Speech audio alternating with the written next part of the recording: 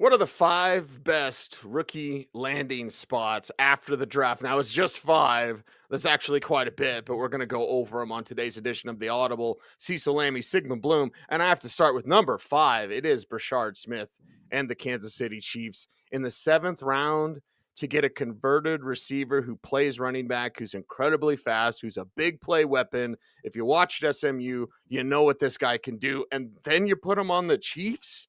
Chiefs also got some more guys in this draft that I love. Brett Veach is awesome. Still don't love him as much as Harry Roseman. But anyway, Bashard Smith is where we start, Sigmund, because that one could be dangerous. And when we're looking at landing spots, we're looking at fit and we're looking at the depth chart and opportunity more than draft capital. Because if you look at the seventh round draft capital for Bashard Smith, you go, yeah. But in this running back class, teams really felt comfortable kicking the can down the road another block before taking a running back. So we're looking at running backs. See, Damian Martinez comes to mind. I mean, the fit of Martinez in the Seattle running game, Martinez as a Ken Walker understudy. Mwah. The seventh round draft capital, you might say, well, historically, seventh round. Well, hey, historically, there was a seventh round running back who hit for the Chiefs. This is on the team, Ilya Pacheco, right? So Bashard Smith shouldn't have any problem getting opportunity. And then you look at Jerick McKinnon and the role that Jerick McKinnon played. Isn't that a Bashard Smith role? I mean, isn't that perfectly fit the hybrid combination of skills that Bashard Smith has?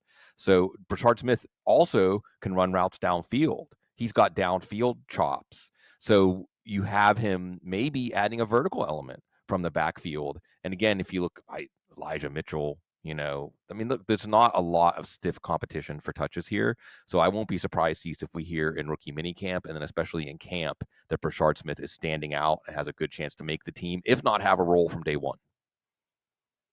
Yeah, and it'll be one of those preseason guys, last pick in your draft. You know what I mean? That type of thing. Take a flyer on it. I love doing that every year, and I think I just tipped my hand for Fessel OG. But either way, Bashard Smith, outstanding landing spot. In addition to our number four player and the five best rookie landing spots, you mentioned Seattle. I'm going to mention Jalen Milroe. I think you and I both have an appreciation for Jalen Milroe. We have appreciation for his skill set, for his rushing ability. There's going to be a package of plays already. And this is a kid that works hard on his passing skill. That will come around and that will get better coaching, pro coaching now. And Jalen Milroe is a guy's already a playmaker. So Seattle, good job in seeing that vision and knowing that it's not just what Milroe is now. It's certainly not just what he is as a rusher, but what he could one day be as a quarterback. He's likely to get on the field now as a package player. See, so are we going to talk about Caleb Johnson over Jalen Milroe, the way we talk about Terrell Edmonds over Lamar Jackson, Steelers fans? Mm-hmm. Could. No, but you love it. And again, don't look at draft capital. Don't look at third round quarterbacks. Although, if you do want to look at a third round quarterback, Malik Willis, that people are talking about as the downside scenario, Malik Willis played some pretty good football last year. Don't be surprised if Malik Willis is a starting quarterback next year or two in your super flex leagues. File that one away, okay? Because Jalen Milroe has opportunity. Sam Darnold's contract is basically 1 year with 2 team options. We saw at the end of the year 2 different teams dismantle Sam Darnold, just dismantle him with pressure. Seattle's offensive line is a work in progress. See, so I wouldn't be surprised if we see Jalen Milroe this year. I mean, Drew Lock is there, but I wouldn't be surprised if we see him by the end of the year. I did Dave Kluge relaunching the launch pad, and he put a good point out there that, hey, if the Seahawks are 2-6, at one point do you say, well, let's see what we have in Jalen Milroe? Because this is a guy who, again, I'm going to bring up a lot of the same points I brought up with Dave yesterday. Jetpack Galileo, who's one of the best talent evaluators out there, if you don't know about him, FF Astronauts, he was calling Jalen Milroe RB2 in this class. And not in a ha-ha kind of way, but that's how strong of a runner he is. Matt Waldman compared him to Matt Forte, not a quarterback, Matt Forte, okay? Milroe is also one of the best deep passers in this class. And Milroe is having that improvement. See, I know we've been doing this draft thing for a long time. One of the most underrated things in a draft prospect, it's not a specific category, trait, skill. It's did he improve every year? Is the arrow pointing up? And the arrow is pointing up for Jalen Milroe. He landed on a team that needs a long-term quarterback. That's all we were really looking for. He's going to be one of the best values in rookie drafts. Yeah, it's going to be an awesome way to watch his career because there's not the pressure right now. If you got to be better right now, like, no, take your time, do it right. We could do it, Siggy. Yeah. Yeah. You mentioned Matt Waldman. I'm going to mention Taj Brooks landing with the Bengals. I Yeah. really wanted to pick your brain about this one. And by the way, just programming note, audio version of the Audible. We will have all of our draft recaps division by division as we've done for 20 years now. This is the 20th season of the Audible. But Taj Brooks, Bengals, Waldman favorite, Joe Burrow, that offense, size, receiving ability, light boxes. I like this fit. Yeah, it's a great fit coming from Texas Tech. Lemonade was Matt Waldman's nickname for Tahj Brooks because of what he was able to do with not ideal blocking, not ideal when you look out at the field and you have to navigate through that. And like you said, Cease, when you take a running back who's used to struggling to find yards and you put him in this offense that now has T. Higgins back, this is good. And this was a team that brought in Quinson Judkins and Travion Henderson for pre-draft visits. Now, that doesn't mean that they really don't believe in Chase Brown and they want to have a complement and they want to have a true committee. They are going to bring back Zach Moss. Interesting restructure of Zach Moss's contract that shows that they expect him to make the team, but he still has to show after this neck issue that he can be effective. So you have Taj Brooks with a reasonable chance of Samaj AP Ryan. I mean, there's still a little bit of usefulness left there, but there's a reasonable chance that Taj Brooks is going to be the backup to Chase Brown. And all it takes, Cease, is one game that Chase Brown has to miss because he tweaks his ankle or something. And then Taj Brooks goes out and has 140 total yards and looks as good as Chase Brown. And now you have a committee. Now you have this idea, well, we have two backs. We thought we had one back. Now we have two backs. So again, don't get hung up on the 6th-round draft capital here. Know that Taj Brooks is in a situation where he has a good chance of being the second best running back and at least getting on the field at times and being behind a running back that the Bengals, while they loved what Chase Brown did in the second half of the year last year, I think, no, they don't want to give Chase Brown like 350 or 400 touches. Right. Yep. And that's where Brooks can come into play and help out with that workload. Now, as we wind down today's show, and again, plenty more draft coverage coming for you on the audio version of the Audible podcast. So make sure to stay tuned there and subscribe however you enjoy your podcast. We appreciate you. These next two are actually intertwined. If you read the Mike Silver piece from The Athletic, Oh, yeah. and he was embedded with Jacksonville Jaguars. The Jacksonville Jaguars and Liam Cohen, Duval. That's never not going to be weird, by the way. Cohen.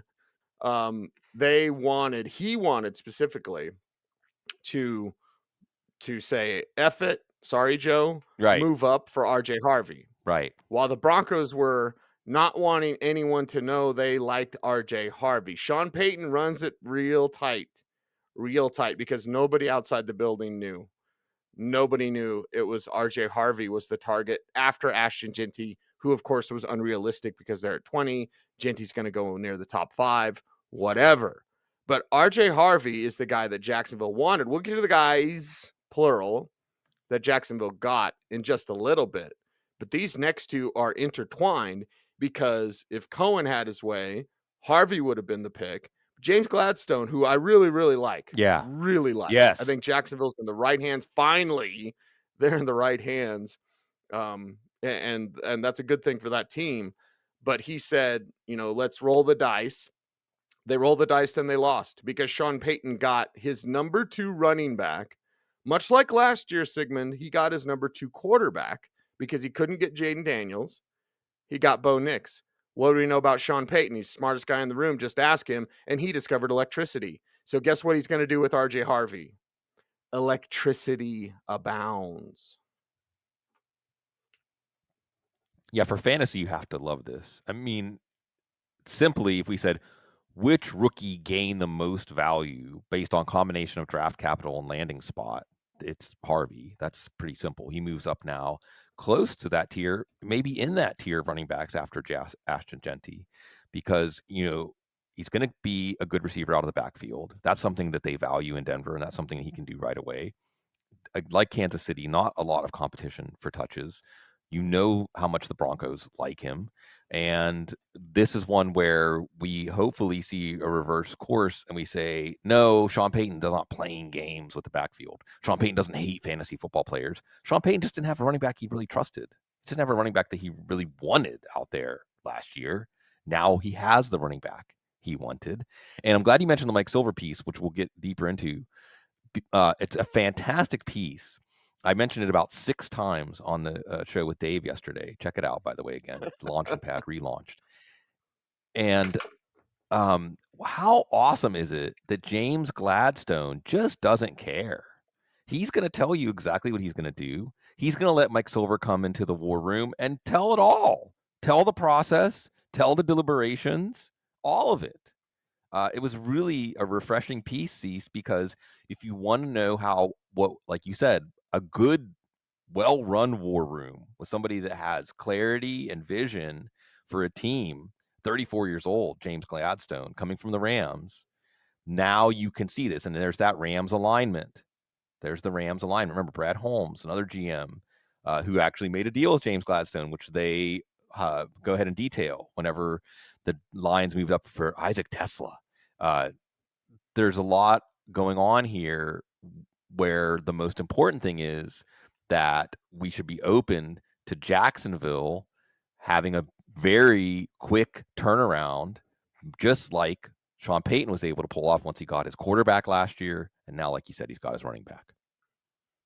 Yeah. Is Trevor Lawrence that quarterback? Maybe. I'm open to it. I'm hoping. Yeah. I'm hoping for his sake. What's about Trevor Lawrence? Do something. Do some. What's the meme with the stick person? Right. Like, do something. Trevor Lawrence, do something. You got talent around you now, and you've got an amazing wide receiver now with a running back. And I'm gonna go plural. Yeah. Because I said, Bloom, who's your favorite? Who's your number one guy? And you said me, and I said, thank you. But then I said, no. In the draft, who's your number one guy? Right. And you're like, Bayshul Tuten, Jacksonville. Let's talk about this. Now they got LaQuint Allen as well. And Sure. I heart LaQuint Mhm, Allen. I mhm. see a little bit of James Cook in his game. But let's talk about Tuten Right. specifically. And again, these are all intertied because if it wasn't going to be RJ Harvey and it wasn't for Jacksonville, they got a guy that's faster, perhaps sharper, maybe not as much balance, but still very interesting player into. Yeah, the article detailed that they wanted Harvey and they were debating it. And like you said, there was one point that they were almost ready to trade up and say, let's get him. Let's just go get Harvey. And they didn't. And part of the reason that in the end they didn't decide to do that impulsive move up is they liked Tuten and thought they could get him later. And sure enough, at the top of the 4th round, they're able to get Tuten. And this is a guy that a lot of people love. A lot of people were saying before the draft that Tuten belonged with that group, Judkins and Henderson, Hampton, Caleb Johnson, with the second tier of running backs because he has a combination of contact balance, initial burst, and long speed. And that's how you can make big chunk runs in the NFL. And then you also have Liam Cohen, who brought in Bucky Irving last year in the 4th round and said, this guy runs the ball the way I want my running backs to run the ball. Okay. And I think that you're going to see that Bayshul Tuten, we thought that Travis Etienne could be this kind of guy. Well, if you want to know what Liam Cohen thinks of Travis Etienne, you can see. Tank Bigsby, I mean, there's maybe something there as a compliment. So you have Bayshul Tuten, and yes, lightning can strike twice. Just like Cease, we talked about, you mentioned Trevor Lawrence. Gee, has Liam Cohen ever turned around the career of a number 1 overall pick quarterback who was languishing? I think maybe. So the pieces are in place for history to repeat itself. And then you say, well, hey, Rachaad White was still a useful running back. Rachaad White was a good passing down back, a useful running back. Cease, you mentioned James Cook. How about James White as a comparison for LaQuint Allen? a passing down back, a compliment, and that's not necessarily bad for Bayshul Tuten. Was it bad for Bucky Irving that Rachaad White was still taking passing downs, was still a running back trusted in certain situations? No. Bucky Irving was approaching RB1 level of production in the second half of the year. So these two running backs, you love with these new regimes, Cease, to see, hey, they have a priority of getting the backs that they like. They got them. And I think in general, this offense, I mentioned this with Dave yesterday, in some ways, redraft fantasy football comes down to pick the 2 or 3 offenses that are going to improve the most. In other words, they're underestimated, and then just invest in those offenses. You get in the picture? Jacksonville. Yeah, this could be one of the keys to winning your league this year. Okay. Whew, how's Jazz Fest, Bloom? Amazing. It's Mexico. It's the Mexico Cultural Exchange this year. So, oh my gosh, I could go on and on. We've gotten to see the Ballet Folklorico. We've got to see mariachi bands. There was Cumbia EDM, El Dusty and the Homies, out of Albuquerque, actually. The Cumbia EDM. So it was like a conga player and a timpale player and a DJ, and it was lit. It was awesome. Noah loved it. My stepson. We've seen a marimba band. We've seen so many amazing bands, and that's just the first week. The second week, there's going to be Mexican punk. There's going to be Mexican electronica, all kinds of cool stuff.